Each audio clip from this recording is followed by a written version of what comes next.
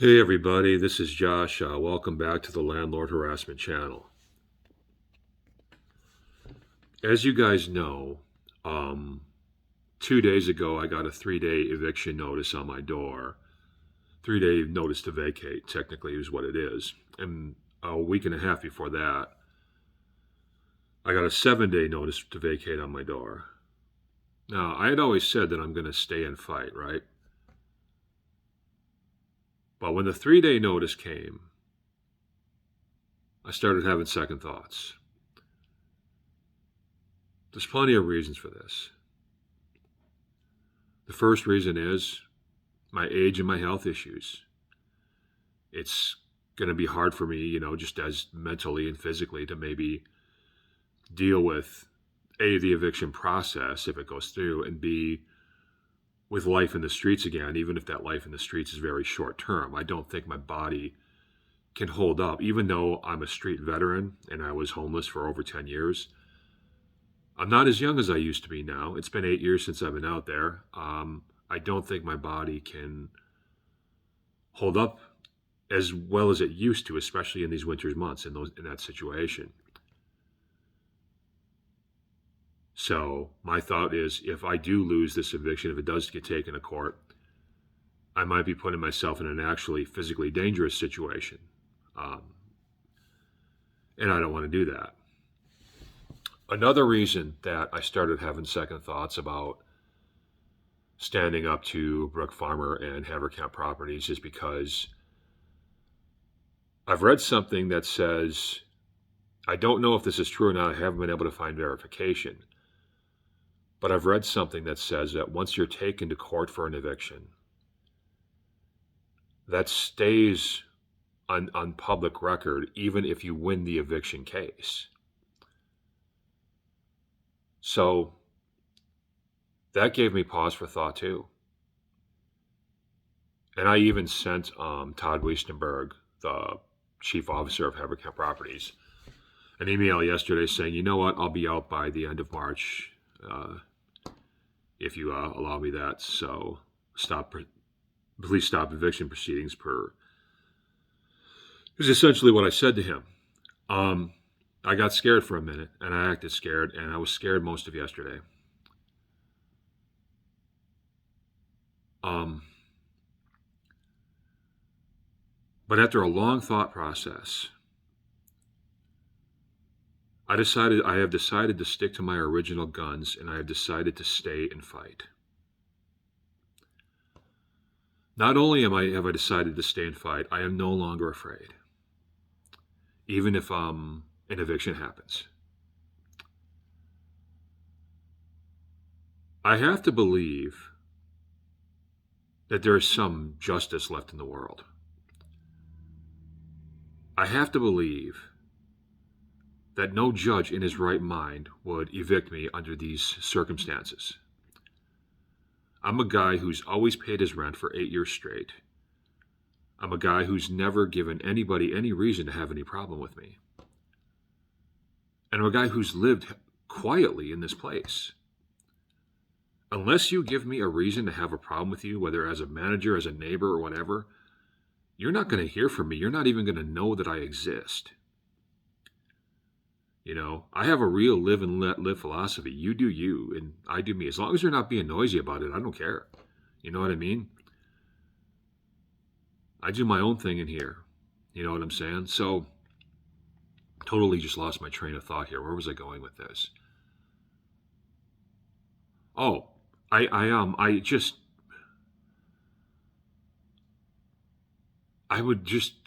just can't imagine a judge evicting somebody who pretty much just wants to have some peace and quiet in his own home, who doesn't want to deal with people running and pounding and stomping over his head. And I have a hard time believing a judge would side with a landlord who has done everything she can to make sure that I have no voice and no remedy with which to deal with the noise situation, except to accept their offer to move out. My right to quiet enjoyment isn't predicated on whether or not I accept your offer to move to another apartment. I'm supposed to have quiet enjoyment right where I live. you know. And like the noise complaints I'm making, the noise that I'm responding to isn't just some run of the mill noise. We're not talking about people having their televisions at a normal volume, talking at a normal volume. We're not talking about toilet flushes and you know what I mean? We're talking about people literally running, stomping, pounding, doing various things to make pounding and thumping noises.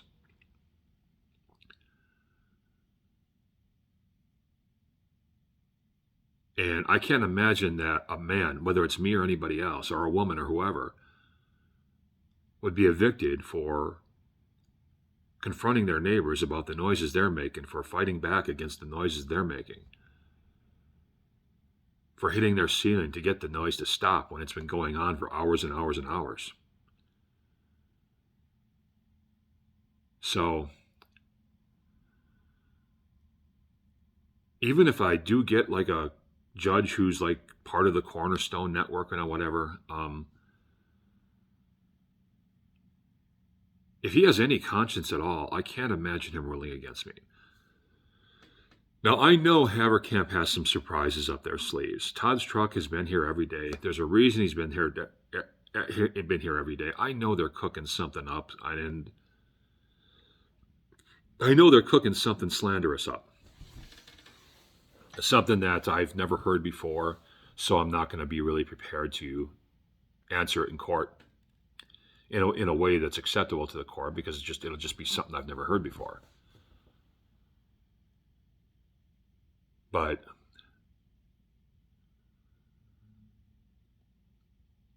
I'm willing to deal with it now. I'm no longer scared because another thing too is what I've decided is that if I do get evicted, this could be a God thing. This is meant to take me somewhere. This is meant to go somewhere. Maybe it's meant to expose some of the people at Haverkamp Properties for their activities. Maybe it's meant to expose some of the people at Cornerstone Church for how they really operate in real life. I mean, like I've said before, most of the people who are upper management at Haverkamp Properties are elders and other high-ranking officials at Cornerstone Church, which is a mega church here in town.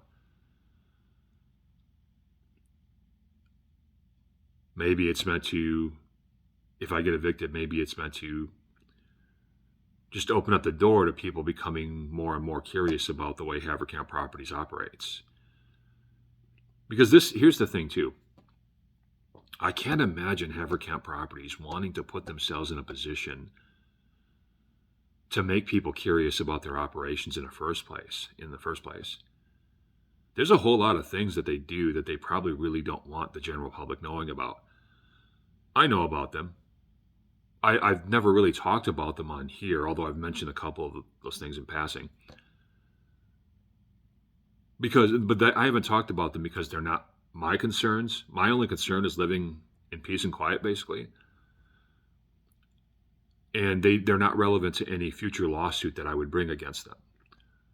You know what I'm saying? My lawsuit is for the harassment that Brooke Farmer has engaged in against me. That's what my future lawsuit is for. I also can't imagine that Haverkamp would want to put themselves in a situation where they make the general public or possibly even the media curious about, Brooke Farmer's actions against me. Because it's very clearly targeted harassment. And any even remote investigation into her activities, when you compare her activities towards me to against her activities generally towards other tenants, I mean, it's very clear that she's got, a sort of target on my back. And I can't imagine that Haverkamp would want that brought to light either. And if I get evicted, like I said, I'll probably be the first guy in the history of Iowa was evicted because I asserted my right to have peace and quiet in my own house, in my own apartment. that I didn't allow the people above me to make constant pounding noises for days on end without at least pounding back a few times,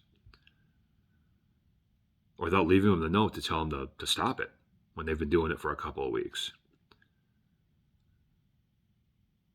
You know, there's not too many landlords that are going to try to evict you for leaving your upstairs neighbors a note to knock off the noise. So if this goes to court and I actually get evicted, I think that in the long run, there's going to be a lot of positive that comes from it as far as kind of exposing the day-to-day actions of some of Haverkamp's management and making people curious about the actions of some of Haverkamp's management.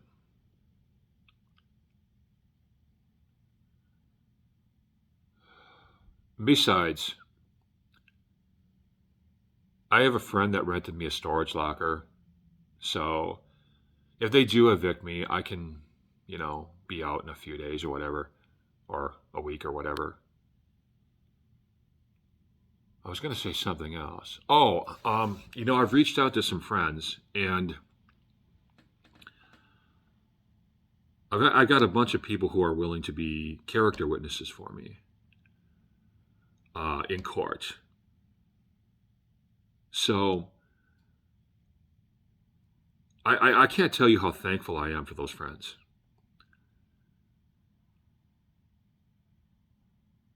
But it goes to show that when you're actually a good person and you actually live by the morals and ethics that you say you live by, there are certain rewards that come with that. And sometimes those rewards come when you least expect them to come.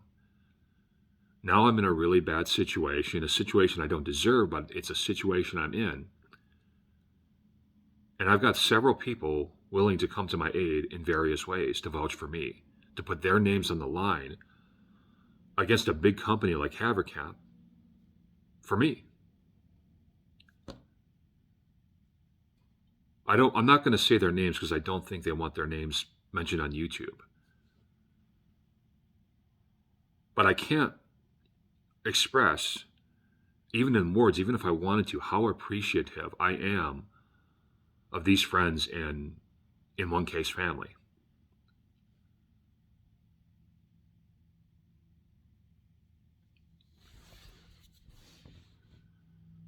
I'm more appreciative than anything I could express in words. I really am. Because they don't have to do this. Haverkamp's a big company. Haverkamp can use their connections to slander people and get away with it and make sure that you can't get certain jobs in town and so on and so forth.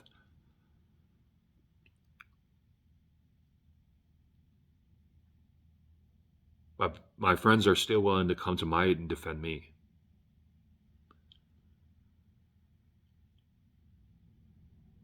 I don't deserve their help. I'm not going to go so far as that to say I'm more appreciative than deserving. But it does go to show that when you treat the people in your life right, and when you show that you're there for them, and you show them over time that you are who you claim to be, who you say you are, you'll still get a lot of people that screw you over anyway, but you're going to get those real ones that come to your aid when you least expect it and when you really need it most.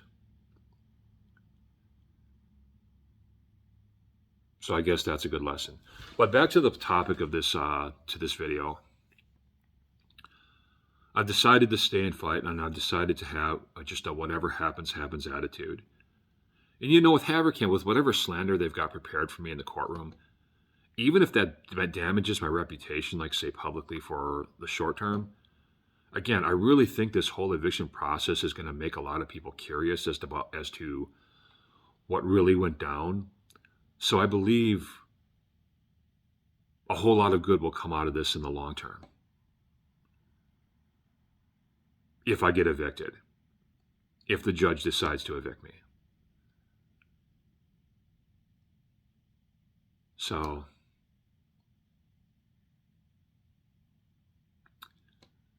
I guess that's all I had to say for now. Oh, one more thing. I've been evicted before. Back over 20 years ago. Right when my drinking was first getting really bad. But I deserved every bit of that eviction. Every bit of it. That was right when I was really starting to fall deep into alcoholism. Real deep. And I wasn't paying my rent on a regular basis. One month I would pay, the next month I wouldn't, so on and so forth. I drank every night. I would drink a 12-pack and then go to the bars. I was constantly getting into physical altercations with people. I was not living the way I was supposed to be living. So I deserved every bit of that eviction. Every bit of it. I had caused damage to that apartment, although nothing really expensive, but just my carelessness from being a drunk all the time, having people over all the time, stuff like that. So I deserved every bit of that one. Again, we're going back over 20 years, but I deserve that one. However, I do not deserve this one. So I have to fight, A, just on the matter of the principle of the matter, that I've done nothing wrong in the first place. But B, because I think there's something to this. I mean, it's almost like something spiritual that I can sense. This is going somewhere. Like if I get evicted, it's meant to happen for some sort of reason that I can't see yet. And I really do believe that it has to do with maybe exposing some of the stuff that some people in Haverkamp. Now, you notice I'm saying some people at Haverkamp instead of all of Haverkamp Properties. Listen, there are good people that work for Haverkamp Properties. Okay? And there's definitely been good people that work for Haverkamp Properties in the past. Not everybody at Haverkamp is Brooke Farmer. Okay?